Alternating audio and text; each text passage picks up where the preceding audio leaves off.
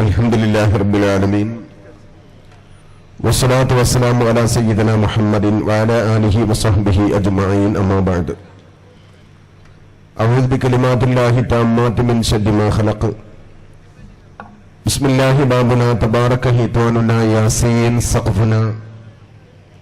Kaf ha ya ain su'ad kifayatuna hamim ain sin qaf himayatuna fasayakfikahumullahu wa huwa samiul alim. സമാദരണീയരായ അധ്യക്ഷൻ, സമസ്ത കേരള ജമിയത്തുലമയുടെ മുശാവറ അംഗം ഉസ്താദ് ബഹാവുദ്ദീൻ നദ്വി അവർകളെ, വേദിയിലുള്ള ബഹുമാന്യരായ പണ്ഡിതന്മാരെ, നേതാക്കളെ, സുഹൃത്തുക്കളെ, സഹോദരങ്ങളെ, അസ്സലാമു അലൈക്കും വറഹ്മത്തുള്ളാഹി വബറകാതുഹു. വൈകിയ സമയത്ത് കൂടുതൽ പ്രസംഗിക്കുന്നില്ല. വൈകുന്നേരം 5 മണിയോടുകൂടി ആരംഭിച്ചതാണ് നമ്മുടെ നവോത്ഥാന സമ്മേളനം. അതുകൊണ്ട് തന്നെ ക്ഷീണവും തളർച്ചയും മനുഷ്യ സഹജമാണ്.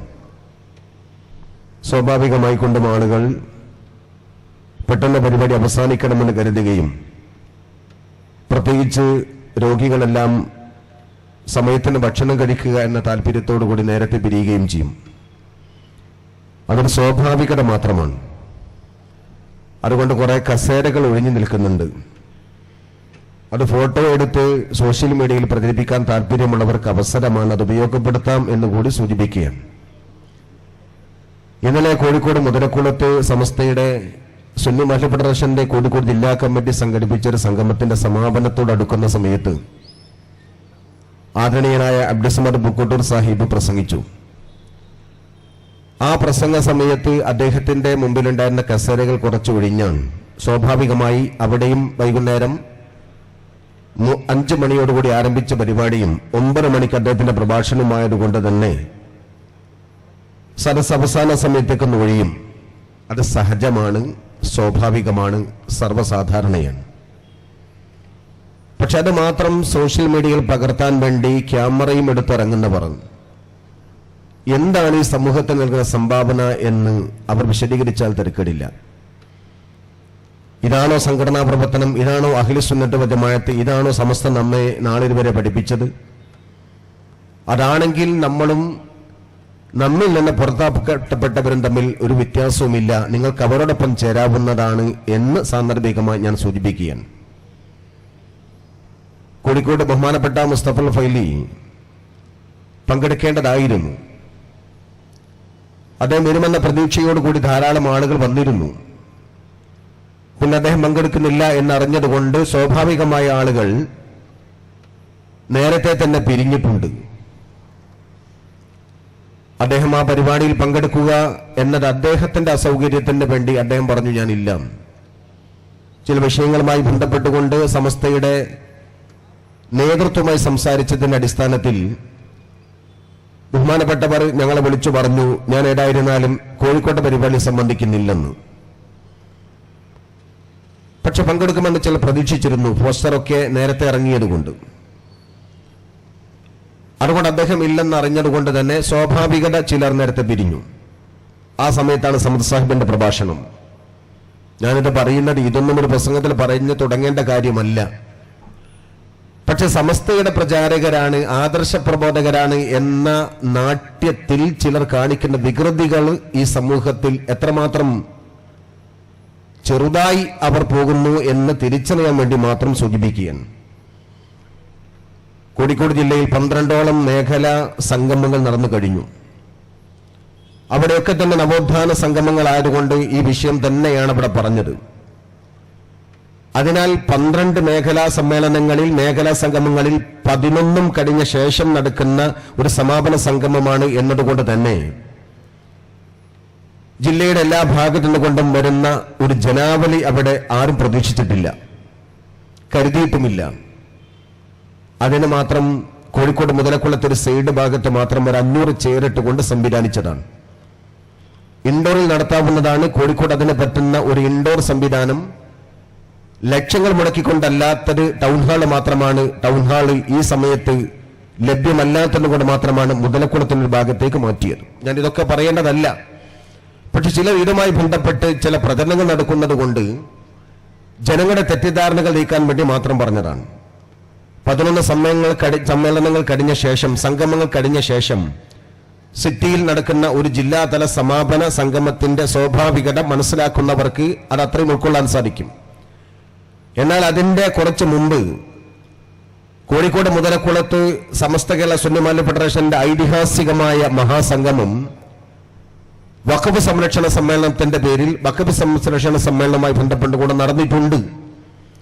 അത് SMF സമ്മേളനം നടത്തുന്നത് പുത്തരിയല്ല, സംഘത്തിന്റെ ബോധത്തിൽ നിന്നത് പ്രചരിപ്പിക്കാനുള്ള കരുത്തുറ്റ പ്രസ്ഥാനമാണ് സുന്നി മുഅല്ലിം ഫെഡറേഷൻ. അതുകൊണ്ട് സമ്മേളനങ്ങളൊക്കെ അങ്ങനെ നടക്കും. അതിനാൽ ചിലർ ഒഴിയുന്ന കസേര എവിടെയാണോ അത് ഫോട്ടോയിൽ പകർത്തി ജനങ്ങളുടെ മുമ്പിൽ അങ്ങും ഇങ്ങും പറയാനുള്ള ഒരു തേൻ പുരട്ടുന്ന ഇബ്ലീസിന്റെ പണി തുടരുന്നവർക്ക് അത് തുടരാമെന്നല്ലാതെ നിങ്ങൾ തിരിച്ചു വരണമെന്നാണ് ഞങ്ങളുടെ ആഗ്രഹം. പറയലേ ഞങ്ങൾക്ക് നിർവാഹമുള്ളൂ, നിർബന്ധിക്കാൻ ഞങ്ങൾക്ക് കൊണ്ട് പറ്റില്ല. ഇത് നവോത്ഥാന സംഗമമാണ്. ഞാൻ വിശദീകരിച്ച് പറയുന്നില്ല. നവോത്ഥാനം എന്ന വാക്ക് തിരൂരുമായി ബന്ധപ്പെട്ടുകൊണ്ട് കഴിയുന്നത് എഴുത്തച്ഛന്റെ ഇരുത്തം വന്ന എഴുത്തിന്റെ മലയാള ഭാഷയുടെ പിതാവിന്റെ തുടക്കം കുറിക്കപ്പെട്ട മണ്ണിൽ വെച്ചുകൊണ്ട് നവോത്ഥാനത്തെ നമുക്ക് പറയുമ്പോൾ 500 വർഷത്തിന്റെ മുമ്പത്തെ പഴക്കമുണ്ടാവും. ഞാൻ വിഷയവുമായി ബന്ധപ്പെട്ട് ചില കാര്യങ്ങളൊക്കെ സൂചനയുമായി കണ്ട് കടന്നു വരും. ഞാൻ എൻ്റെ വാക്ക് പെട്ടെന്ന് അവസാനിക്കുകയും ചെയ്യും. നവോത്ഥാനം എന്നത് ചിലർക്ക് മാത്രമുള്ള ഒരു വാക്കായി ഉപയോഗിക്കുന്നുണ്ട്. ബഹുമാനപ്പെട്ട ഷാഫിയാജിയും ബന്ധപ്പെട്ടവരൊക്കെ ഇവിടെ സൂചിപ്പിച്ചു കഴിഞ്ഞു. ഉൽപ്പത്തിഷ്ടുക്കൾ അതിനെ ഉപയോഗിക്കുന്നത് നവീനാശയത്തിന്റെ പുനരാവിഷ്കാരമാണ് നവോത്ഥാനം എന്നാണ്. യാഥാസ്ഥികന്മാരാണ് സുന്നികൾ. ഒരു വിഷയത്തിന്റെ യാഥാർത്ഥ്യം അത് അതേപടി തന്നെ തുടരുന്നവരാണ് സുന്നികൾ. അതുകൊണ്ട് തന്നെ സുന്നികൾ യാഥാസ്ഥികന്മാരാണ്.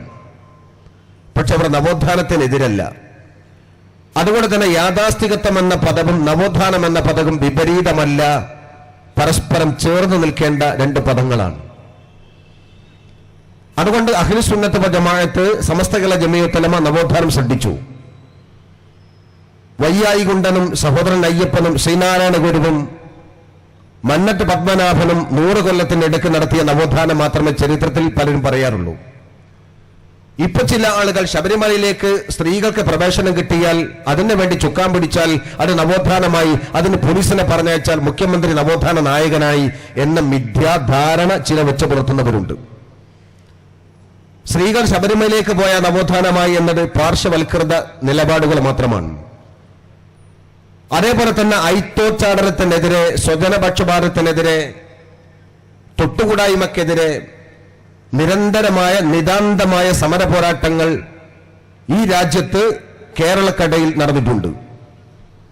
ശ്രീനാരായണ ഗുരുവിനെ പോലുള്ളവരൊക്കെ അങ്ങനെ നടത്തിയിട്ടുണ്ട്. അതൊക്കെ നവോത്ഥാനമാണ് എന്ന് പറയുമ്പോൾ അത് അവരവരുടെ മതവുമായി ബന്ധപ്പെട്ട തൊട്ടുകൂടായ്മയുടെ ജീർണ അവസ്ഥക്കെതിരെയുള്ള പോരാട്ടമാണെങ്കിൽ അത് നവോത്ഥാനമായി പറയുന്നതിൽ പരാതി നമുക്കില്ല. പക്ഷെ സമൂഹത്തെ മൊത്തം ബാധിക്കുന്ന പ്രശ്നങ്ങളുമായി ബന്ധപ്പെട്ടുകൊണ്ട് നിർമ്മാണാത്മകമായിരിക്കുന്ന സമര പോരാട്ടത്തിന് നായകത്വം വഹിച്ചിട്ടുള്ളത് കേരളത്തിലെ സുന്നി നായകന്മാരാണ്. ആ നായകന്മാർ 500 വർഷം മുമ്പ് ആരംഭിച്ച നവോത്ഥാന പ്രവർത്തനങ്ങളുണ്ട്. ഇത് പൊന്നാനിയുമായി ബന്ധപ്പെട്ട, തിരൂരുമായി ബന്ധപ്പെട്ട, അറബിക്കടലിന്റെ തീരുമായി ബന്ധപ്പെട്ട പോർച്ചുഗീസുകാരുടെ സമരത്തിന്റെ പോരാട്ടത്തിന്റെ ഇന്നലകൾ പറയുന്ന നാടാണ്. ഇവിടെയാണ് ഷെയ്ഖ് സൈനുദ്ദീൻ മഖ്ദൂം റളിയല്ലാഹു അൻഹു തൗഫത്തുൽ മുജാഹിദീന്റെ സമര പോരാട്ടങ്ങളെ സംബന്ധിച്ചുകൊണ്ട് കിതാബ് എഴുതിയത്.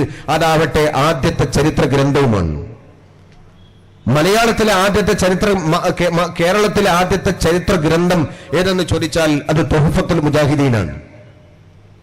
അതിനു മുമ്പ് ഒരു മലയാള ഒരു കേരളത്തിന്റെ ചരിത്രം രചിക്കപ്പെട്ടിട്ടില്ല. സാക്ഷാൽ കേരളത്തിന്റെ ചരിത്രം ബന്ധപ്പെട്ടുകൊണ്ട് വേലായുധൻ പണിക്കശ്ശേരി എഴുതി വെച്ചത് മലയാള ഭാഷ വന്ന ശേഷമാണ്, പതിറ്റാണ്ടുകൾക്കും നൂറ്റാണ്ടുകൾക്കും ശേഷമാണ്. പക്ഷെ അതിന് മുമ്പ് മലയാള ഭാഷയിലല്ലെങ്കിലും അറബി ഭാഷയിൽ മലയാള ചരിത്രം, കേരളത്തിന്റെ ചരിത്രം എഴുതിയിട്ടുള്ളത് തൗഫത്തുൽ മുജാഹിദീനിലാണ്. ആ തൗഫത്തുൽ മുജാഹിദീന്റെ രചയിതാവ് ഷെയ്ഖ് സൈനുദ്ദീൻ മഖ്ദൂം റളിയല്ലാഹു അൻഹു ആണെങ്കിൽ കേരള ചരിത്രം തുടങ്ങി വെക്കുന്നത് അവിടെയാണ്. അതെന്തുകൊണ്ട് നവോത്ഥാന നായകത്വത്തിന്റെ പട്ടികയിൽ ചില ചേർക്കുന്നില്ല? 100 കൊല്ലം മുമ്പായതുകൊണ്ടാണോ? 100 കൊല്ലം കൊണ്ട് പറയുന്നത് മാത്രമാണോ നവോത്ഥാനം? 500 വർഷം മുമ്പ് ഇവിടെ നടത്തിയിട്ടുള്ള പോരാട്ടം മുസ്ലിമിന്റെ സംരക്ഷണത്തിന് വേണ്ടി മാത്രമല്ല, രാജ്യത്തിന്റെ പൗരന്റെ സംരക്ഷണത്തിന് വേണ്ടി പോർച്ചുഗീസുകാർക്കെതിരെ നടത്തിയ പോരാട്ടമാണ്. ആ പോരാട്ടത്തിന്റെ കൂട്ടത്തിൽ നമ്മുടെ രാജ്യത്ത് അധികാരത്തിലുണ്ടായിരുന്നത് കോഴിക്കോട്ട് കേന്ദ്രീകരിച്ചുകൊണ്ട് സാമൂതിരി എന്ന ഹിന്ദു സഹോദരനാണ്. സാമൂതിരി മഹാരാജാവ് ഹൈന്ദവ വിശ്വാസിയാണല്ലോ. തന്റെ പൂജാമുറിയിൽ സകലമാന പ്രതിമകളെയും പ്രതിഷ്ഠിച്ചുകൊണ്ട് ദിനേന പ്രാർത്ഥന നടത്തുന്ന തനിച്ചൊരു ഹിന്ദുവാണ് സാമൂതിരി. ആ സാമൂതിരി കോഴിക്കോട്ട് കേന്ദ്രീകരിച്ചുകൊണ്ട് ഹിന്ദുവിനെയും മുസ്ലിമിനെയും പുലയനെയും ചെറുമനെയും ഭരിക്കട്ടെ എന്ന് പറഞ്ഞുകൊണ്ട് ഈ രാജ്യത്ത് മുസ്ലിം സമൂഹത്തെയും നായർ സമൂഹത്തെയും ഒന്നിപ്പിച്ചു നിർത്തുന്ന പോരാട്ടത്തിന്റെ ചരിത്രം പറഞ്ഞതും അതിനു വേണ്ടി ഫത്വ നൽകിയതും സുന്നി ആലിമീങ്ങളാണ്. നമുക്കറിയാം, കോഴിക്കോട് ചരിത്രവുമായി ബന്ധപ്പെട്ട് ഞാൻ അങ്ങോട്ട് പോവുകയല്ല കൂടുതൽ. വളരെ വസ്തുനിഷ്ഠമായി നമ്മൾ പരിശോധിക്കുന്ന സമയത്ത് അന്ന് സമര പോരാട്ടത്തിന് ഖുതുബ നിർവഹിച്ച മഹാന്റെ പേരാണ് ഖാലി മുഹമ്മദ് ബിൻ അബ്ദുൽ അസീസ് റളിയല്ലാഹു അൻഹു. മഹാനവറുകൾ എഴുതിയതാണ് അൽ ഖുതുബത്തുൽ ജിഹാദിയ. മഹാനവറുകളുടെ കിതാബ് മാത്രമല്ല, അദ്ദേഹത്തിന്റെ ഖുതുബയിൽ പറയപ്പെട്ടിട്ടുള്ള അദ്ദേഹത്തിന്റെ ഖുതുബ അൽ ഖുതുബത്തുൽ ജിഹാദിയയാണ്. അതിൽ ഒന്നാം ഭാഗത്ത് ഒന്നാം ഖുതുബയിൽ അദ്ദേഹം പറയുന്നത് വിശുദ്ധ ഖുർആന്റെ ആയത്താണ്. മുസ്ലിം ഉമ്മത്തിനോട് അദ്ദേഹം ഖുതുബയിലൂടെ പറയുന്നു, ഹൽ അദുല്ലുക്കും അലാ തിജാറത്തിൻ തുൻജിക്കും മിൻ അദാബിൻ അലീം തുഅ്മിനൂന ബില്ലാഹി വറസൂലിഹി വതുജാഹിദൂന ഫീ സബീലില്ലാഹ് ദാലികും ഖൈറുൽ ലക്കും ഇൻ കുൻതും തഅലമൂൻ. മറ്റൊരായത്ത്, ഖുൽ ഇൻ കാന ആബാഉക്കും വഅബ്നാഉക്കും വഇഖ്വാനുക്കും വഅസ്വാജുക്കും വഅശീറത്തുക്കും وأموال اقترفتموها وتجارة تخشون كسادها ومساكن ترضونها أحب إليكم من الله ورسوله وجهاد في سبيله. ഈ രണ്ടായത്തുകൾ ബഹുമാനപ്പെട്ടവർ മുമ്പിൽ വെക്കുന്നത് മുസ്ലിം ഉമ്മത്തിനെ സമര പോരാട്ടത്തിലേക്ക് നയിക്കാനാണ്. നിങ്ങൾ കടൽ വെച്ചുകൊണ്ട് യുദ്ധം ചെയ്താൽ റസൂലുള്ള പറയുന്നു, സ്വഹീഹ് മുസ്ലിമിന്റെ ഹദീസ്, എന്റെ കൂടെ യുദ്ധത്തിൽ പങ്കെടുത്ത പ്രതിഫലം കിട്ടുമെന്ന് മുഹമ്മദ് മുസ്തഫ സല്ലല്ലാഹു അലൈഹി വസല്ലം തങ്ങളുടെ ഹദീസ് ചേർത്ത് വെച്ചുകൊണ്ടാണ് ആ ഖുതുബ ബഹുമാനപ്പെട്ടവർ എഴുതി വെച്ചത്. അതിൽ പ്രചോദിതമായി കൊണ്ടാണ് കുഞ്ഞാലിമരക്കാരും കുഞ്ഞാലിമരക്കാർ പടകളും പടവാളേന്തിയത്. ആ ഖുതുബയിൽ പറയുന്നത് ബദറിന്റെ പോർക്കളത്തിൽ പടവെട്ടാൻ വേണ്ടി മുസ്ലിം സൈന്യാധിപർക്ക് കൊടുത്ത നിർദ്ദേശമാണ് പറയുന്ന ആയത്തെങ്കിൽ, അതേ ആയത്ത് സാമൂതിരി എന്ന ഹിന്ദുവിന്റെ അധികാരം സംരക്ഷിക്കാൻ പോർച്ചുഗീസുകാർക്കെതിരെ യുദ്ധം നടത്താൻ സുന്നി പണ്ഡിതന്മാർ ഫത്വ കൊടുക്കുന്നു. അതിന്റെ അർത്ഥം ഇസ്ലാമിലെ ജിഹാദ് ഹിന്ദുവിനെതിരല്ല. ഇസ്ലാമിലെ ജിഹാദ് മുസ്ലിമീങ്ങളായി മാത്രം ജീവിക്കണം, അല്ലാത്തവർക്ക് നാട് വിട്ടു പോകണം എന്ന അർത്ഥത്തിലല്ല. സമാധാനപരമായ ഒരു ഭരണ സംവിധാനം കെട്ടിപ്പടുക്കാനാണ് ഇസ്ലാമിലെ ജിഹാദ്. അതുകൊണ്ട് ഹിന്ദു എന്ന് പറയുന്ന ബഹുദൈവാരാധന രാജ്യത്തിന്റെ സെക്യുലർ ഗവൺമെന്റ് നിലനിൽക്കാൻ വേണ്ടി ജിഹാദ് നടത്തണം എന്നും അവിടെ ഷഹീദായാൽ ശുഹദാക്കളുടെ പ്രതിഫലം കിട്ടുമെന്നും പറയാൻ മാത്രം സുന്നി പണ്ഡിതന്മാരുടെ മതബോധം വികസിച്ചിരുന്നു എന്ന് പറയുന്നത് ശ്രീചിത്ത് എന്ന ചരിത്രകാരനാണ്. അതാണ് സെക്യുലറിസം. മഹാനായ ബഹുമാനപ്പെട്ട കോഴിക്കോട് ചരിത്രകാരൻ ഡോക്ടർ MGS നാരായണൻ കോഴിക്കോടിന്റെ ചരിത്രം പറയുന്ന കൂട്ടത്തിൽ പറയുന്നു, ഇന്ന് നമ്മൾ അഭിമാനത്തോടെ പറയുന്ന, ഇന്ന് നമ്മൾ ലോകത്തിന്റെ മുമ്പിൽ ഏറ്റവും ഉയർത്തി കാണിക്കുന്ന ഇന്ത്യൻ സെക്യുലറിസം, മതേതരത്വം, ആ അഭിമാനകരമായ സെക്യുലറിസത്തിന്റെ പിതാവ് 500 കൊല്ലം മുമ്പ് ഈ മലയാളക്കാർക്ക് പരിചയപ്പെടുത്തി തന്നത് ഷെയ്ഖ് സൈനുദ്ദീനും ഖാലി മുഹമ്മദ് ബിൻ അബ്ദുൽ അസീസുമാണ്. പറയുന്നത് ഞങ്ങളല്ല, MGS Narayanan, doctor KK Kurup, doctor Sreejith തുടങ്ങിയ ചരിത്രകാരന്മാരാണ്. അതാണ് നവോത്ഥാനമെങ്കിൽ ആ നവോത്ഥാനമായിരുന്നു കേരളത്തിലെ 500 വർഷം മുമ്പ് കെട്ടിപ്പടുക്കപ്പെട്ടത്. അതോടൊപ്പം തന്നെ ഇത് തുഞ്ചത്ത് എഴുത്തച്ഛന്റെ നാടാണ്. തിരൂരിൽ വെച്ചുകൊണ്ടാണ് എഴുത്തച്ഛൻ രാമായണം എഴുതിയത്. രാമായണം എഴുതിയ ആ കാലഘട്ടവുമായി ബന്ധപ്പെട്ടുകൊണ്ട് രാമായണം എഴുത്തച്ഛൻ എഴുതുന്നതിന്റെ ധൈര്യം കിട്ടിയത് പല സ്ഥലത്തും അദ്ദേഹം ഇരുന്ന് നോക്കി രാമായണം എന്ന് എഴുതാൻ. പക്ഷെ പോർച്ചുഗൽ പടയെ ഭയപ്പെട്ടത് കൊണ്ട് എഴുത്തച്ഛന് രാമായണം എഴുതാൻ ധൈര്യം കിട്ടിയില്ല. അവസാനം കോഴിക്കോട്ട് കുഞ്ഞാലിമരക്കാർ പോർച്ചുഗലിനെതിരെ സമര പോരാട്ടത്തിന്റെ നായകത്വം ഏറ്റെടുത്തു എന്ന് കേട്ടപ്പോഴാണ് തിരൂരിൽ വന്നുകൊണ്ട് ചന്തി നിലത്ത് ഉറപ്പിച്ചിരുന്നുകൊണ്ട് എഴുത്തച്ഛൻ രാമായണം എഴുതി തീർത്തത് എന്നും പറയുന്നത് ഹിന്ദു ചരിത്രകാരന്മാരാണ്. എഴുത്തച്ഛന് രാമായണം എഴുതാനുള്ള ശക്തി കൊടുത്തത് മുസ്ലിം പടയാളികളാണ്. ആ എഴുത്തച്ഛന്റെ കഥ പറയുന്ന തിരൂരിൽ നവോത്ഥാനത്തിന്റെ രജതരേഖ സൃഷ്ടിക്കുന്നതിൽ എഴുത്തച്ഛന്റെ സ്വസ്ഥമായിരിക്കുന്ന അവസ്ഥ ഒരുക്കി കൊടുത്തത് സുന്നി ആലിമീങ്ങളാണ്. ആ ആലിമീങ്ങളല്ലേ നവോത്ഥാന നായകന്മാർ? മഹാനായ ശൈഖ് സൈനുദ്ദീൻ മഹ്ദൂം റളിയല്ലാഹു അൻഹുവിന്റെ തൗഫയെ പുനർവായന നടത്തുന്ന നെടുവത്തുകാരുണ്ട്, ഹിസ്റ്ററി കോൺഫറൻസ് നടത്തുന്ന ജമാഅത്തുകാരുണ്ട്. പക്ഷേ ആ ശൈഖ് സൈനുദ്ദീൻ മഹ്ദൂം റളിയല്ലാഹു അൻഹുവിന്റെ തൗഫയെ അംഗീകരിക്കുന്നവർ അദ്ദേഹത്തിന്റെ മങ്കൂസ മൗലൂദിനെ തള്ളുന്നത് വിരോധാഭാസമാണ്. മങ്കൂസ മൗലൂദ് ബഹുമാനപ്പെട്ടവർ എഴുതിയതാണ്. ആ മങ്കൂസ മൗലൂദ് എഴുതുന്ന ആത്മീയ ചേതോവികാരത്തിന്റെ ഉള്ളിൽ നിന്നുകൊണ്ടാണ് തൗഫത്തുൽ മുജാഹിദീൻ എഴുതാൻ ബഹുമാനപ്പെട്ട ശൈഖ് സൈനുദ്ദീൻ മഹ്ദൂം റളിയല്ലാഹു അൻഹുവിന് ആവേശം കിട്ടിയത് എന്ന ബോധം ഇവർക്കുണ്ടാകണം. സുന്നി ആയതുകൊണ്ടും സുന്നത്ത് ജമാഅത്തിന്റെ ഇൽമു പകർന്നു കൊടുത്തത് കൊണ്ടുമാണ്. ഒന്നാമത്തെ കേരളത്തിന്റെ ഒരു ഗ്രന്ഥം എഴുതിയിട്ടുണ്ട് മലയാള ഭാഷയിലെ ആദ്യത്തെ ഗ്രന്ഥമേതാ? അത് മുഹിദ്ദീൻ മാലയാണ്. ഈ മുഹിദ്ദീൻ മാല എഴുതിയ ബഹുമാനപ്പെട്ട ഖാലി മുഹമ്മദ് ബിൻ അബ്ദുൽ അസീസ് റളിയല്ലാഹു അൻഹുവിന്റെ അൽ ഖുതുബത്തുൽ ജിഹാദിയ ചിലർക്ക് സിലബസിന്റെ, ചിലർക്ക് പ്രബന്ധത്തിന്റെ പ്രമേയമാണ്. അദ്ദേഹം എഴുതിയിട്ടുള്ള ഫത്ഹുൽ മുബീൻ ചിലർക്ക് ഹിസ്റ്ററി കോൺഫറൻസിന്റെ പ്രബന്ധമാണ്. എന്നാൽ മുഹിദ്ദീൻ മാല അവർക്ക് ശിർക്കാണ്. മുഹിദ്ദീൻ മാലയല്ലേ കേരളത്തിന്റെ മലയാള ഭാഷയുടെ ആദ്യത്തെ ഗ്രന്ഥം? മുഹിദ്ദീൻ മാലയുടെ 450 വാർഷികം മോയിൻകുട്ടി വൈദ്യ സ്മാരക ഓഡിറ്റോറിയത്തിൽ നടത്തിയപ്പോ MT വാസുദേവൻ നായർ എന്ന് പറയുന്ന മലയാള ഭാഷയുടെ കുലപതി, സാഹിത്യത്തിന്റെ സമ്രാട്ടായിരുന്ന സാക്ഷാൽ സുകുമാർ അഴീക്കോട് പറഞ്ഞതെന്താ? ജ്ഞാനപ്പാനക്കായാൽ പോലും മുഹിദ്ദീൻ മാലയ്ക്ക് പകരം വെക്കാനുള്ള സാഹിത്യത്തിന് കഴിയില്ല. മുഹിദ്ദീൻ മാല എന്നും ആരടാ എന്ന് ചോദിക്കുന്ന മുമ്പിൽ ഞാനടാ എന്ന് പറയാനുള്ള സാഹിത്യമായ ഒന്നാം സ്ഥാനം മുഹിദ്ദീൻ മാലക്കാണ്. ആ മുഹിദ്ദീൻ മാല എഴുതിയതാരാ? ബഹുമാനപ്പെട്ട ഖാലി മുഹമ്മദ് ബിൻ അബ്ദുൽ അസീസ് റളിയല്ലാഹു അൻഹു. ആ മുഹിദ്ദീൻ മാലയുടെ വ്യാഖ്യാനം എഴുതിയതാരാ? ബഹുമാനപ്പെട്ട MP മുസ്തഫൽ ഫൈസി.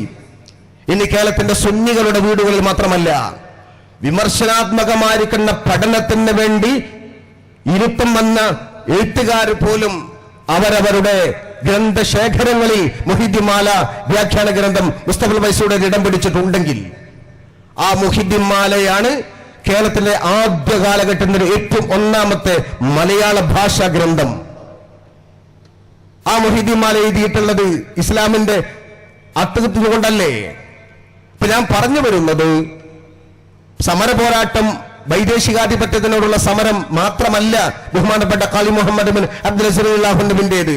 മുഹിദ്ദീൻ മാല എഴുതാനുള്ള ആത്മീയ നീരുറവ അവിടെയാണ് സുന്നി, അതാണ് നവോത്ഥാനം. മമ്രം സയ്യിദ് അലവി തങ്ങൾ അദ്ദേഹം പറഞ്ഞുള്ള പ്രഖ്യാപനങ്ങൾ മുഴുവനും തന്റെ മതക്കാർക്ക് വേണ്ടി മാത്രമല്ല, രാജ്യത്തിന്റെ പൗരന്മാരായ ഈഴവ സ്ത്രീകൾക്ക് വേണ്ടി അദ്ദേഹം ശബ്ദിച്ചു.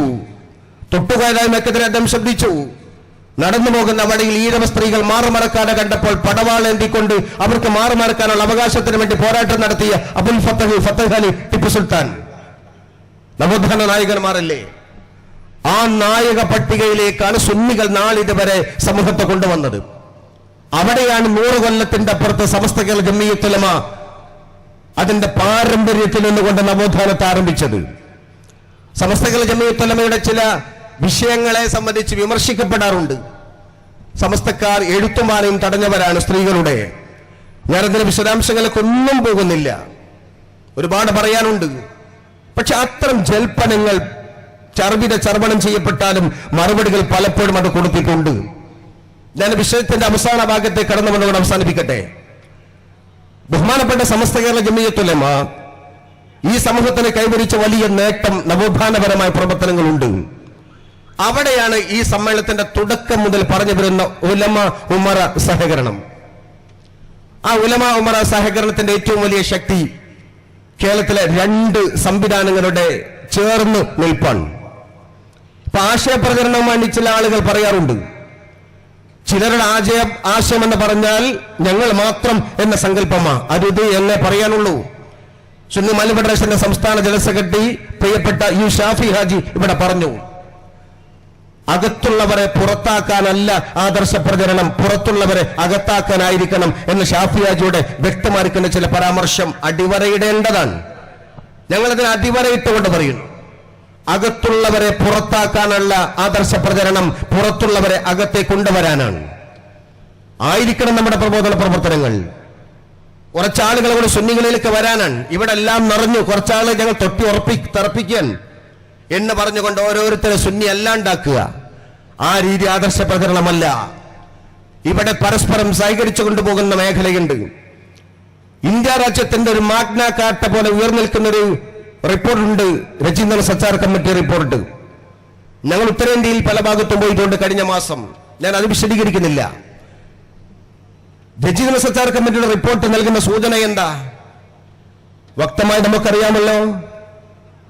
ആ റിപ്പോർട്ട് മതി ഡോക്ടർ മൻമോഹൻ സിംഗിനെ ലോകാവസാനം വരെ ഇന്ത്യ ഓർക്കാൻ, പ്രത്യേകിച്ച് ഇന്ത്യൻ മുസ്ലിമിനെ ഓർക്കാൻ. ഒരു രാജ്യത്തിന്റെ ഗവൺമെന്റ് നിയമിച്ച സമിതിയാണ് രജീന്ദ്രൻ സച്ചാർ കമ്മിറ്റി. ആ റിപ്പോർട്ടിൽ പറയുന്നു ഇന്ത്യൻ മുസ്ലിമീങ്ങൾ എല്ലാ ഭാഗത്തും ശോചനീയാവസ്ഥയിലാണ്. ഉത്തരേന്ത്യയിൽ പിന്തള്ളപ്പെട്ടിരിക്കുന്നു. വിദ്യാഭ്യാസപരമായി, തൊഴിൽപരമായി, ആരോഗ്യപരമായി എല്ലാ മേഖലയും പിന്തള്ളപ്പെട്ടിരിക്കുന്നു. പശ്ചിമ ബംഗാളിൽ എവിടെയാണോ ടാറിട്ട റോഡ് അവസാനിക്കുന്നത് അവിടെ തുടങ്ങും ഒരു മുസ്ലിം ഗ്രാമം. പശ്ചിമ ബംഗാളിൽ എവിടെയാണോ കറണ്ട് ഇല്ലാത്ത വീട് അതൊക്കെ മുസ്ലിം വീടായിരിക്കും എന്ന് പറഞ്ഞത് രജീന്ദ്ര സച്ചാർ കമ്മിറ്റി റിപ്പോർട്ടാണ്. 35 കൊല്ലക്കാലം പ്രതിപക്ഷം പോലും ക്രിയാത്മകമാവാതെ ഏകാധിപത്യത്തിൽ ഭരിച്ചിരുന്ന ജ്യോതി ബസുവിന്റെ CPM-ന്റെ കോട്ടക്കൊത്തളമാകുന്ന സാക്ഷാൽ പശ്ചിമ ബംഗാൾ. ആ പശ്ചിമ ബംഗാളിൽ മുസ്ലിം ഗ്രാമത്തിൽ റോഡ് ടാർ ചെയ്യില്ല. ആ പശ്ചിമ ബംഗാളിൽ മുസ്ലിമിന്റെ വീടുകൾ വൈദ്യുതീകരിക്കില്ല. ആ പശ്ചിമ ബംഗാളിൽ മുസ്ലിമീങ്ങളുടെ ഗ്രാമപ്രദേശങ്ങളിൽ കുടിവെള്ളം കിട്ടില്ല. അങ്ങനെ പിന്തള്ളപ്പെട്ട് നിൽക്കുന്ന പശ്ചിമ ബംഗാൾ, ബീഹാറും തദൈവ, ആസാമും കൂടെ നിൽക്കുന്നു. പിന്തള്ളപ്പെട്ടിന്റെ പെരുമ്പട്ടികയിൽ പൊറുതിമുട്ടുന്ന നാടാണ് ഉത്തരേന്ത്യയിലെ സകലമാന സംസ്ഥാനങ്ങളും. എന്നാൽ തമ്മിൽ ഭേദം കേരളമാണ്. ഒരുപാട് പോരായ്മകളുണ്ട് കേരളത്തിന്. ഒരുപാട് തിരിച്ചുകൊണ്ട് വരവലുകൾ ആവശ്യമുണ്ട്. നിരവധി സംവരണ സമര പോരാട്ടങ്ങളിലൂടെ നേടിയെത്തിയിട്ടുണ്ടെങ്കിൽ പോലും മുസ്ലിമുകൾക്ക് പിന്നോക്കാവസ്ഥയുണ്ട് കേരളത്തിൽ. എന്നാൽ പോലും തമ്മിൽ ഭേദം കേരളമാണ് ഉന്നമനം. സാക്ഷരതയില്ലാത്തവർ മുസ്ലിമുകളുടെ കൂട്ടത്തിൽ കേരളത്തിൽ ഇല്ല. അതുകൊണ്ട് 0 പോയിന്റാണ് നിരക്ഷരരുടെ കാര്യത്തിൽ എന്ന് പറയുന്നത് രജീന്ദ്രൻ സച്ചാർ കമ്മിറ്റിയാണെങ്കിൽ അതിന്റെ അവസാന ഭാഗത്ത് രജീന്ദ്രൻ സച്ചാർ കമ്മിറ്റിയുടെ എല്ലാ അംഗങ്ങളും മേഘഖണ്ഡമായി ഒരു ഭാഗം എഴുതി വെക്കുന്നുണ്ട്. എന്താ പറയുന്നത്? ഉത്തരേന്ത്യയിൽ കൊണ്ട് വ്യത്യസ്തമായി കേരളം ഉന്നമനം നേടിയത്, മറ്റെല്ലാ സ്റ്റേറ്റുകളിൽ കൊണ്ടും വ്യത്യസ്തമായി കേരളം നവോത്ഥാനം നേടിയതിന്റെ പ്രധാന ശക്തി 1 കാര്യക്ഷമതയുള്ള മദ്രസകളാണ്. 2 ഖായിദമില്ലത്ത് മുഹമ്മദ് ഇസ്മായിലിന്റെ രാഷ്ട്രീയപരമായ അവബോധമാണ്.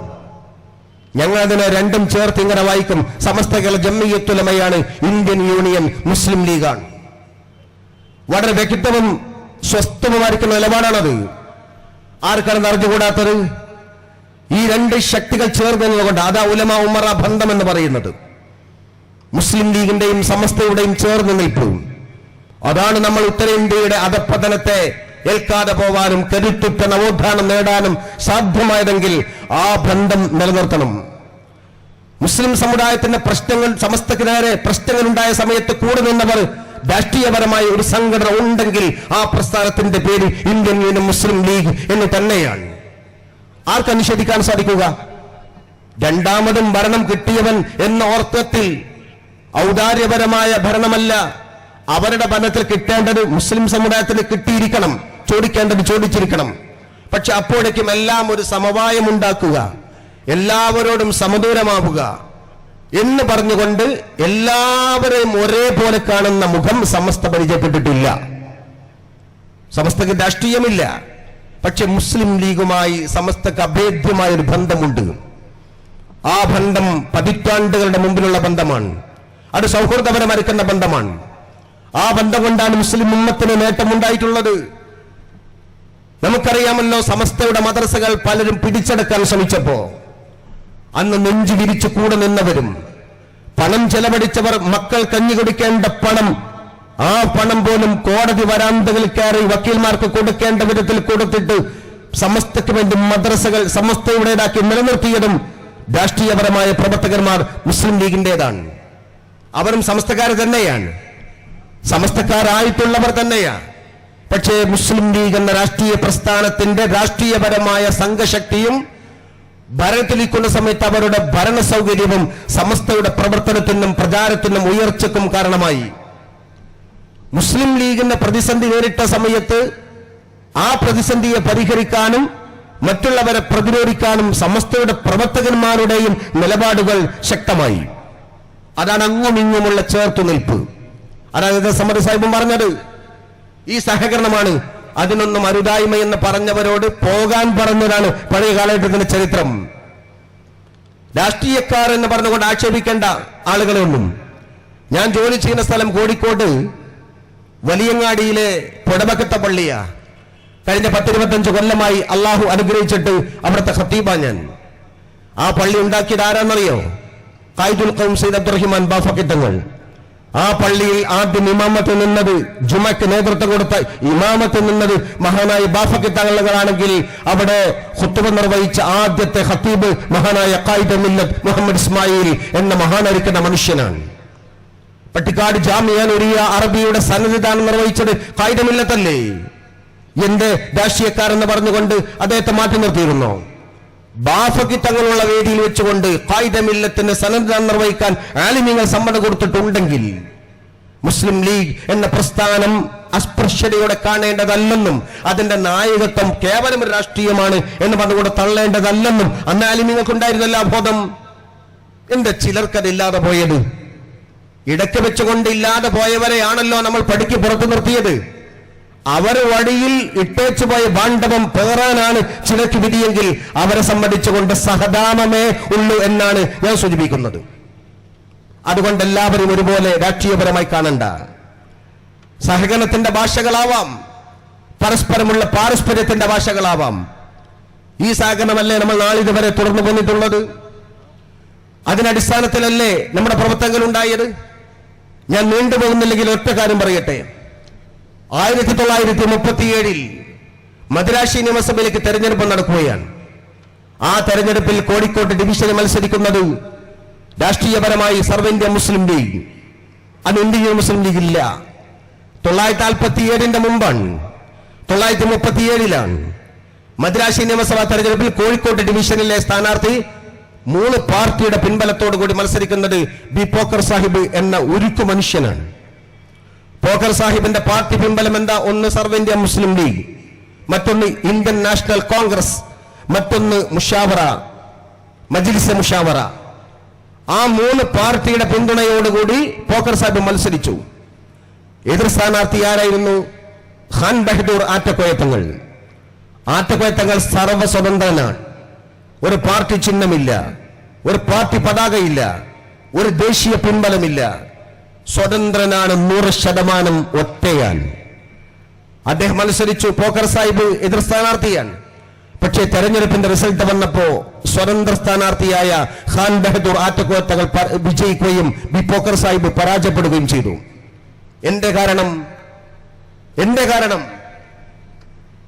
ബഹുമാനപ്പെട്ട പോക്കർ സാഹിബിന് എല്ലാം ഉണ്ടായിരുന്നു. പക്ഷേ ആറ്റക്കോയത്തങ്ങൾക്കുള്ള ഒരു കാര്യം പോക്കർ സാഹിബിന് ഇല്ലായിരുന്നു. അതെന്താ? ആറ്റക്കോയത്തങ്ങൾ എവിടെയെല്ലാം ജനങ്ങളോട് വോട്ട് ചോദിച്ചു പോകുന്നുവോ അവിടെയെല്ലാം മുന്നേ നടന്നുപോയ മഹാനായ ഒരു മനുഷ്യയുണ്ട്. നീണ്ട തലപ്പാവ് ധരിച്ച, നിസ്കാര തടമ്പുള്ള, വട്ടത്താടിയുള്ള, ആഹാര വടിവുള്ള, ജുബ്ബയും തസ്ബിഹുമാലയും സദാ തന്റെ കൂടെ കരുതുന്ന മഹാനായ ഖായിദുൽ ഖൗം സയ്യിദ് അബ്ദുറഹിമാൻ ബാഫഖി തങ്ങൾ. ബാഫഖി തങ്ങൾ കൂടെ ഉള്ളത് കൊണ്ട് മാത്രമാണ് അവിടെ പോക്കർ സാഹിബിനെ തോൽക്കേണ്ടി വന്നത്. അതായിരുന്നു ബഹുമാനപ്പെട്ട ഖാൻ ബഹദൂർ ആറ്റക്കോയ തങ്ങൾക്ക് വിജയിക്കാൻ സാധിച്ചത്. ഈ തിരിച്ചറിവ് ആദ്യമുണ്ടായത് 1948 രാജാജി ഹാളിൽ വെച്ചുകൊണ്ട് ഇന്ത്യൻ മുസ്ലിം ലീഗ് എന്ന പ്രസ്ഥാനം ഉണ്ടാക്കിയതോടുകൂടി പ്രിയപ്പെട്ട ഖായിദ മില്ലത്ത് തന്റെ നാട്ടിൽ പാട്ടിന്റെ പതാക കുത്തുന്നതിന് മുമ്പേ ഓടി വന്നത് കോഴിക്കോട് പാണ്ഡ്യാലത്തിലേക്കാണ്. ആ ബന്ധമാണ് അവിടെ ജുമ നിർവഹിക്കാൻ, ഖുത്ബ നിർവഹിക്കാൻ ഖായിദ മില്ലത്തിന് ബാഫഖി തങ്ങൾ തെരഞ്ഞെടുത്തത്. ബാഫഖി തങ്ങൾ നേരെ വരുന്നു. കൂടെ സീദി സാഹിബുണ്ട്, കൂടെ ഉപ്പു സാഹിബുണ്ട്, കൂടെ പോക്കർ സാഹിബുണ്ട്. എല്ലാവരും ഉള്ള സമയത്ത് ബഹുമാനപ്പെട്ട ബാഫഖി തങ്ങളുടെ ഖായിദ മില്ലത്ത് പറയുന്നു, തങ്ങളെ മുസ്ലിം ലീഗ്, ഇന്ത്യൻ മുസ്ലിം ലീഗ് പിറവിക്കൊണ്ടിരിക്കുന്നു. അതിന്റെ മലബാർ ലീഗിന്റെ അധ്യക്ഷനായി ഞങ്ങൾ അങ്ങയെ കാണുകയാണ്. അതുകൊണ്ട് അങ്ങ് മുസ്ലിം ലീഗിന്റെ പ്രസിഡന്റ് ആവണം, മലബാർ ലീഗിന്റെ പ്രസിഡന്റ് ആവണം. ബഹുമാനപ്പെട്ട ബാഫഖി തങ്ങൾ പറഞ്ഞു, ഖായിദ മില്ലത്തെ, അങ്ങയും ഞാനും തമ്മിൽ വലിയ ബന്ധമുണ്ട്. അങ്ങ് എപ്പോ വേണമെങ്കിലും ഇവിടെ വരാം. പക്ഷെ രാഷ്ട്രീയപരമായ ഒരു കാര്യത്തിൽ നേതൃത്വം കൊടുക്കാനുള്ള രാഷ്ട്രീയ ബോധം, ആ രാഷ്ട്രീയമായ അറിവ് എനിക്കില്ലല്ലോ. ഞാൻ രാഷ്ട്രീയത്തിൽ എവിടെയും പ്രവർത്തിച്ചിട്ടില്ല. അതുകൊണ്ട് നിങ്ങൾ സീരി സാഹിബിനെ നേതാവാക്കിക്കോളൂ, ഞാൻ കൂടെ നിൽക്കാം. ആരാ സീരി സാഹിബ്? ബഹുഭാഷ പണ്ഡിതനാണ്. ആ സീരി സാഹിബ് മറ്റൊരു ആദർശത്തിന്റെ വിശ്വാസിയാണ്. ബഹുമാനപ്പെട്ട ബാഫക്കി തങ്ങൾ പറഞ്ഞു, നിങ്ങൾ അദ്ദേഹത്തെ ആക്കൂ. ബഹുമാനപ്പെട്ട കായികമില്ലത്തെ പറഞ്ഞു, അല്ല, സീരി സാഹിബ് ജനറൽ സെക്രട്ടറി ആവും, ഉപ്പി സാഹിബ് വൈസ് പ്രസിഡന്റ് ആവും, പോക്കർ സാഹിബ് ജോയിന്റ് സെക്രട്ടറി ആവും, പ്രസിഡന്റ് അങ്ങാവണം തങ്ങളെ. അതാണ് ഹൈറെങ്കിൽ, സമുദായത്തിന് അത് ഗുണമെങ്കിൽ ഞാൻ ഏറ്റെടുത്തോളാം എന്ന് പറഞ്ഞ മനുഷ്യന്റെ പേരാണ് മഹാനായ ഖൈദുൽ ഖൗം സയ്യിദ് അബ്ദുറഹിമാൻ ബാഫക്കി തങ്ങൾ. ആ ആത്മീയതയുടെ നീരുറവയിലാണ് മുസ്ലിം ലീഗ് ഈ കേരളക്കരയിൽ പടർന്ന് പന്തലിച്ചിട്ടുള്ളത്. ആ ബന്ധമാണ് അന്നും ഇന്നുമുള്ളത്. ആ ബന്ധമാണ് കൊടപ്പനക്കൽ തറവാട് എന്നും കൂട്ടി യോജിപ്പിച്ചുകൊണ്ട് നിൽക്കുന്നത്. പാണക്കാട് സയ്യിദ് സ്വാദിഖ് അലി ശിഹാബ് തങ്ങളെ സോഷ്യൽ മീഡിയയിൽ ട്രോളാൻ വേണ്ടി സമയം കണ്ടെത്തുന്നവരോട് പറയട്ടെ, ഒരു പ്രശ്നം പരിഹരിക്കേണ്ട ഭാഗമാണോ അത്? നേരത്തെ ഇവിടെ പറഞ്ഞതുപോലെ പ്രശ്നങ്ങളുണ്ടെങ്കിൽ പരിഹരിക്കാൻ പണ്ഡിത സഭ ഇവിടെയുണ്ട്. ഇനിയിപ്പോ തുടങ്ങും പ്രശ്നങ്ങൾ പറയാൻ. നിങ്ങൾ എങ്ങനെയാണ് സമസ്ത അച്ചടക്ക നടപടിക്ക് വിധേയമാക്കിയ മുസ്തഫൽ ഫൈസിയെ തിരിയിൽ കൊണ്ടുവരിക? സോഷ്യൽ മീഡിയയിലെ ട്രോളന്മാർക്ക് വരും. ഞങ്ങൾക്ക് അവരോട് ഒരു മറുപടിയേ ഉള്ളൂ. ആ മറുപടി ഇങ്ങനെയാണ്: അരുതായ്മയാണതെങ്കിൽ പരിഹരിക്കാൻ ഇവിടെ സഭയുണ്ട്, നിങ്ങളുടെ തുറ്റുറം ഞങ്ങൾക്ക് ആവശ്യമില്ല എന്ന് മാത്രമാണ്. സമസ്ത നേതൃത്വം പറയും എന്ത് വേണം.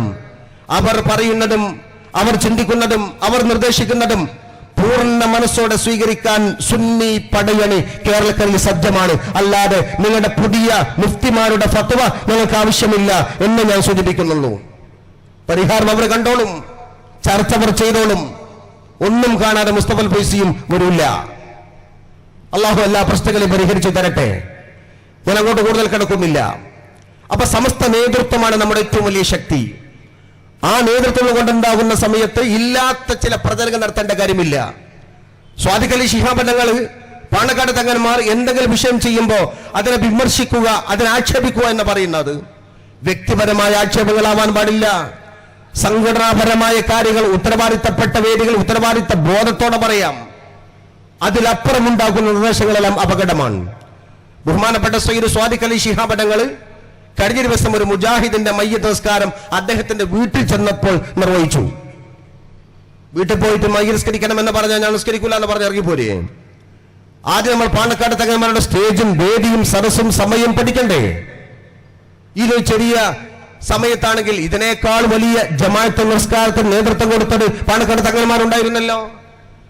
അബൂഖാദർ കുട്ടി നഹയുടെ, പി സീതി ഹാജിയുടെ, മംഗൾ അബ്ദുൽ അസീസ് മൗലവിയുടെ, അവരുടെയൊക്കെ നിസ്കാരത്തിന് നേതൃത്വം കൊടുത്തത് പാണക്കാട് തങ്ങന്മാരായിരുന്നല്ലോ. സയ്യിദ് മുഹമ്മദ് അലി ശിഹാബ് തങ്ങൾ, സയ്യിദ് ഹൈദർ അലി ശിഹാബ് തങ്ങൾ. അന്ന് ചില ആളുകളെ പറഞ്ഞു മുജാഹിദിന്റെ വിധേയത്തുകാരന് മയ്യ നിസ്കരിക്കാൻ പാടില്ല. അന്ന് മറുപടി കൊടുത്തത് ഞാനും നിങ്ങളുമാണ്. സോഷ്യൽ മീഡിയയിലെ ട്രോളന്മാരോട് പറയട്ടെ, നിങ്ങൾക്കൊരു പക്ഷേ ചരിത്രം അറിയില്ല, ഒരാവർത്തിയെങ്കിലും വായിക്കണം അബ്ദുൽ ഹമീദ് ഫൈസി അമ്പലക്കടവും വാക്കോട് സ്ഥാനം എഴുതി വെച്ച സമസ്തയിലെ പ്രശ്നങ്ങൾ എന്ന പുസ്തകം. പണ്ട് ബഹുമാനപ്പെട്ട ശിഹാബ് തങ്ങൾ മുജാഹിദുകളുടെ മൈനിസ്കരിച്ചു എന്നതിന്റെ പേരിൽ ആക്ഷേപവുമായി വന്നപ്പോ അതിന് മറുപടി പറഞ്ഞവർ നമ്മൾ ഒന്നിച്ചാണ്. എന്തായിരുന്നു?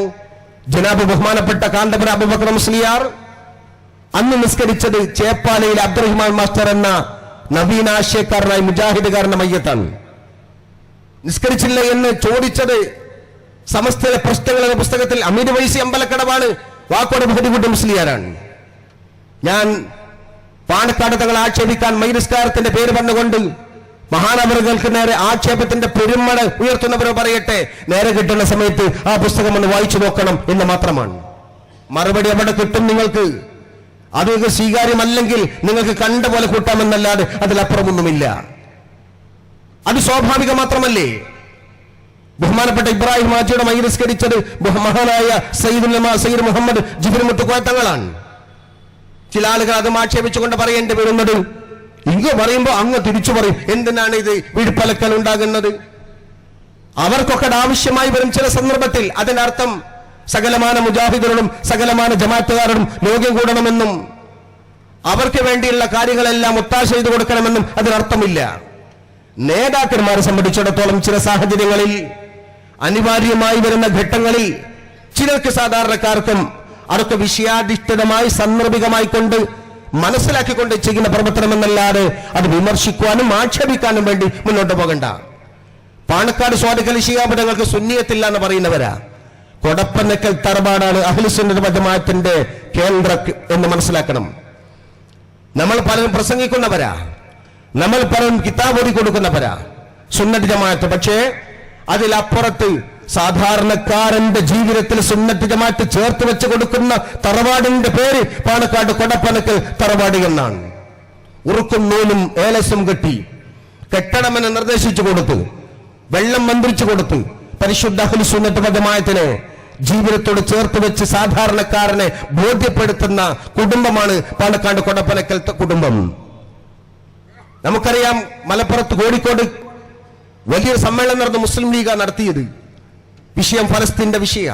ഗസയിലെ മക്കളോട്, ഫലസ്തീന്റെ ജനതയോട് ഐക്യദാർഢ്യം പ്രകടിപ്പിച്ചുകൊണ്ട് മുസ്ലിം ലീഗ് നടത്തിയ ദേശീയമല്ല അന്തർദേശീയ തലത്തിൽ എടുത്തു പറയാവുന്ന ഒരു വമ്പിച്ച റാലി.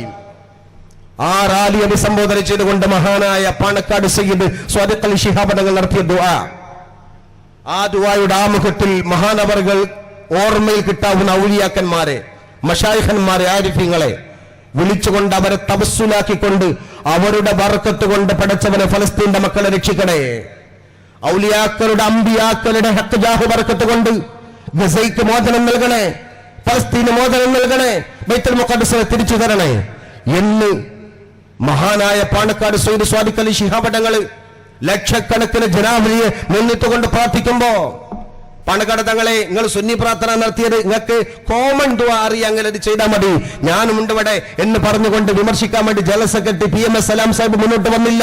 വന്നാൽ നടക്കില്ല. സുന്നത്ത് ജമാഅത്തിൽ ഒരു വിട്ടുവീഴ്ചയും ചെയ്യാത്ത മഹാന്റെ പേരാണ് പാണക്കാട് സയ്യിദ് സ്വാദിഖലി ശിഹാബ് തങ്ങൾ. എന്നിട്ട് ആ തങ്ങൾക്ക് സുന്നില്ല എന്ന് പറഞ്ഞുകൊണ്ട് ആക്ഷേപിക്കാൻ വേണ്ടി മുന്നോട്ട് വരുന്നവരോട് ഞങ്ങൾക്ക് പറയാവുന്നത്, ശത്രുക്കൾ ഇതുവരെ ഉപയോഗിച്ച ആയുധമാണ് നിങ്ങൾ എടുത്തു ധരിക്കുന്നത്. ദയവായി അവസാനിപ്പിക്കുക. ഒന്നിച്ച് നിൽക്കണം. നമുക്ക് പാണക്കാട് കുടുംബം വേണം. സംസ്ഥാന നേതൃത്വം സയ്യിദുൽ ഉലമയാണ്, സമസ്തയുടെ നേതൃത്വം ഷെയ്ഖുൽ ജാമിയാണ്, ഉമ്മത്തിന്റെ നേതൃത്വം മഹാനായ പാണക്കാട് സയ്യിദ് സ്വാദിഖലി ശിഹാബ് തങ്ങളാണ്. മഹാനായ ബഹുമാനപ്പെട്ട MP ഉസ്താദ് പറഞ്ഞതുപോലെ ഈ ഉമ്മത്തിന്റെ 3 അടുപ്പ് കല്ലുകളാണ് മുസ്ലിം ലീഗും സമസ്തയും പാണക്കാട് കുടുംബവും. ആ 3 അടുപ്പും കല്ലും ചേർത്ത് നിന്ന് ഉമ്മത്തിന്റെ ഉന്നമനത്തിന് വേണ്ടി പ്രവർത്തിക്കുകയും നമുക്കിടയിൽ ഭിന്നിപ്പുണ്ടാക്കാൻ വേണ്ടി കടുകക്കണ്ണുമായി നടക്കുന്ന സകലമാന ബദവത്ത്, മുജാഹിദ്, ബിദഈ, വിഘടിത, കമ്മ്യൂണിസ്റ്റ്, ചവറ്, ചണ്ടി പണ്ടാരങ്ങളെ മുഴുവനും പ്രതിപക്ഷത്ത് നിർത്തിക്കൊണ്ട് നമുക്ക് ഒരൊറ്റ ബെൽറ്റായി മുന്നോട്ട് പോകണം. അതിനുള്ള എല്ലാ വഴികളും അള്ളാഹു തൊളിച്ചു തരുമാറാവട്ടെ. അനിൽ ഹംദുലില്ലാഹി റബ്ബിൽ ആലമീൻ. അസ്സലാമു അലൈക്കും വറഹ്മത്തുള്ളാഹി വബറകാതുഹു.